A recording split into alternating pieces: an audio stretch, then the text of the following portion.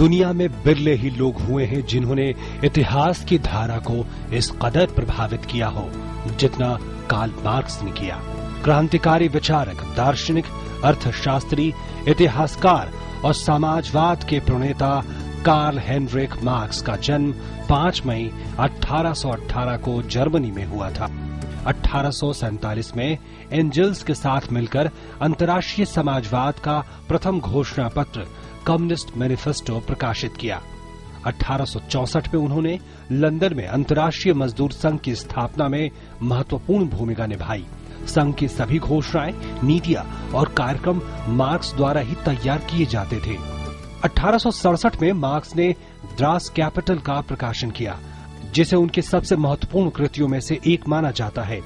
14 मार्च 1883 को मार्क्स की चिंतन प्रक्रिया रुक गई और वे चिर निद्रा में विलीन हो गए।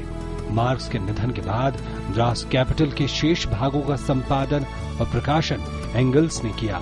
मार्क्स और एंजल्स का लिखा कम्युनिस्ट मैनिफेस्टो मानव और नागरिक अधिकारों की घोषणा के साथ साथ दुनिया के सबसे प्रभावशाली राजनीतिक लेखों में भी शामिल है।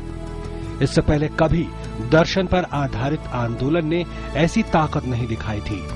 20वीं सदी के दूसरे हिस्से में दुनिया की आधी आबादी ऐसे देशों में रहती थी जिनकी सरकारों का वैचारिक आधार मार्क्सवाद था।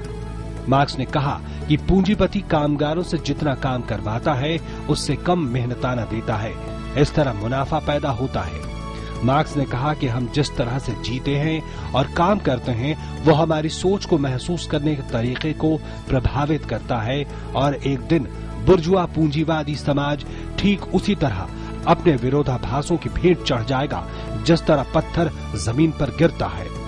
मार्क्स ने सर्वहारा की लड़ाई के लिए दुनिया को कई क्रांतिकारी विचार दिए।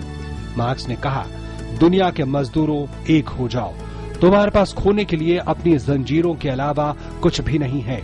समाज व्यक्तियों से मिलकर नहीं बनता है बल्कि उनके आपसी संबंधों का परिणाम होता है।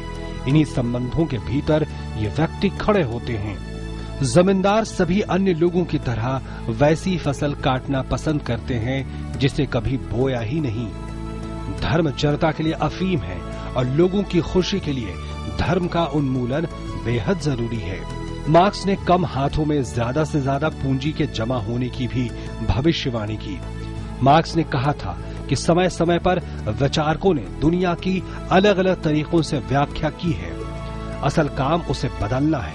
उनके विचारों का असर इतना गहरा था कि दुनिया की व्यवस्थाएं बदल दी गईं। मार्क्स ने वैश्वीकरण को पूंजीवाद का नतीजा बताया और कहा कि पूंजीवादी समाज के अंदरूनी विरोधाभासों से संकट पैदा होंगे और इसके चलते एक दिन पूंजीवाद खुद ही ढह जाएगा। मार्क्स की लगभग पूरी जिंदगी भयानक आर्थिक संकटों के बीच गुजरी। अब आने वाले समय में ही देखा जाएगा कि मार्क्स कितने प्रासंगिक बने हुए हैं। सत्येंद्र की रिपोर्ट, डीडी न्यूज।